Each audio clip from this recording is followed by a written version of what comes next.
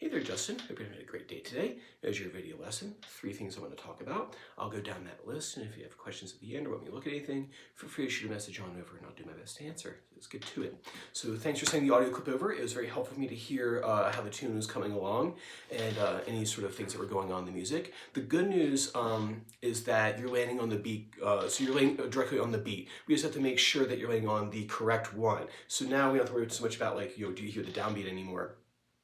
It's the number of beats that happen, right? So you're, like I said, you're landing on the beat. Just make sure it's the correct length of beats, or number of beats that is. So what I was hearing was this. It was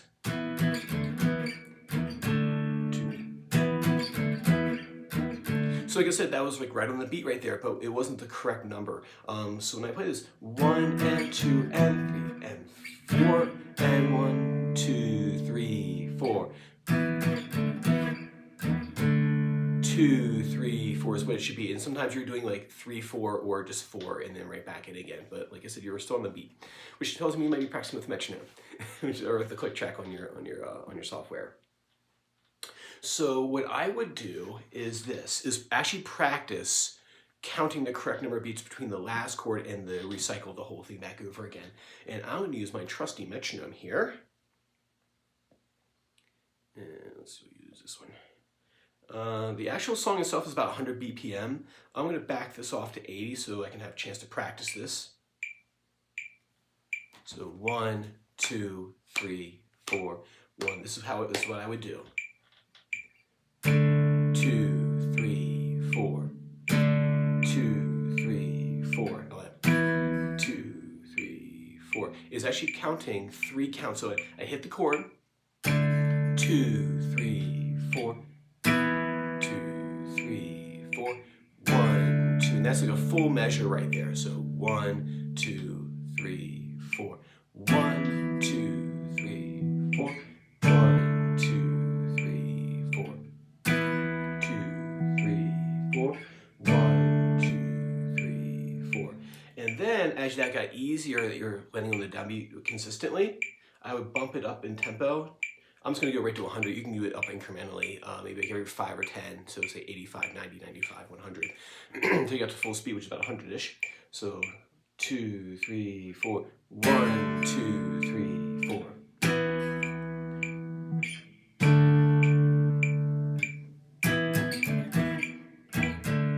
2, 3, 4. 2, 3, 4. The important thing is to count that chord 2, 3, 4. So chord 2, 3, 4. 2, 3, 4. That's the important thing right there. So if you want to get better at your rhythmic timing, one thing I would recommend doing is learning how to read standard notation rhythms. For this, I'm sending along a couple of handouts.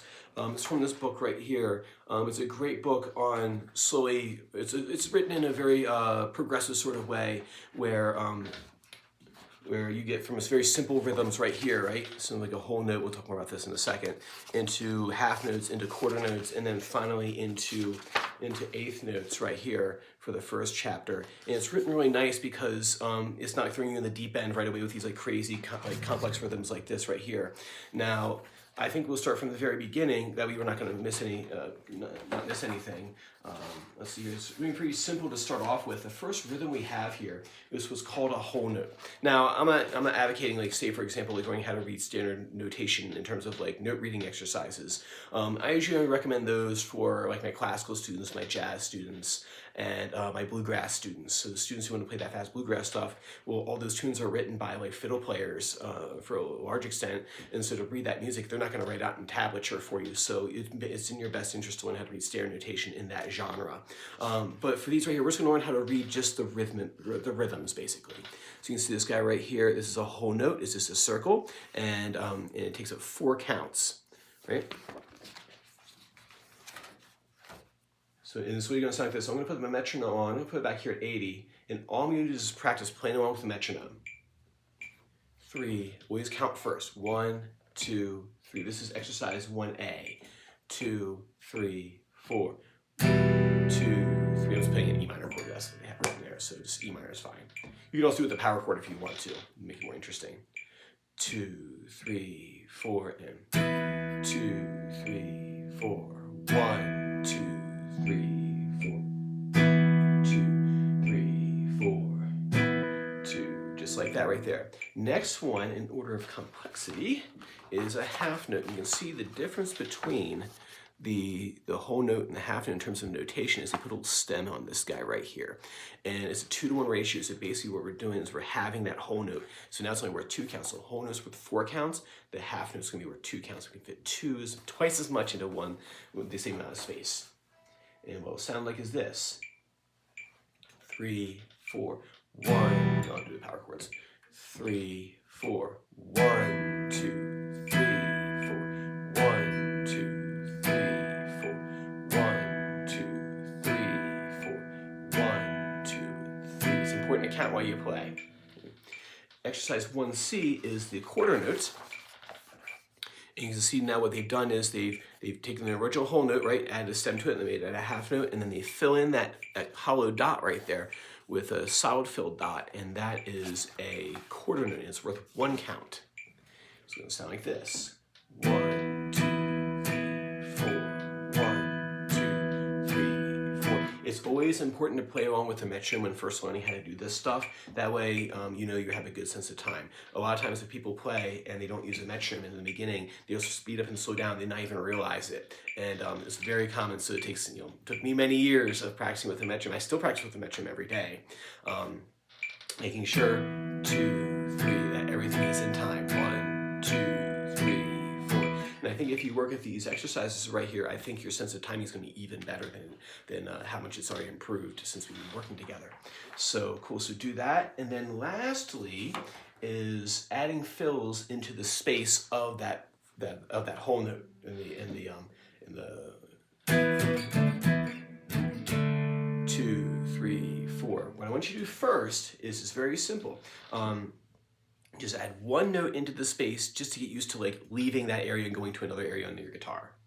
So if I go here to 80 one more time, I'm going to hit that D5 chord. 2, 3, 4, right? 2, 3, 4. 2, 4, 2. Just getting used to going back and forth. And when you can do that consistently, you can make it more interesting by adding a hammer on. 4, 1, 2, 4, 2.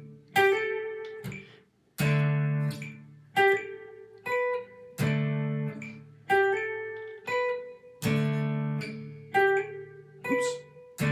Practice.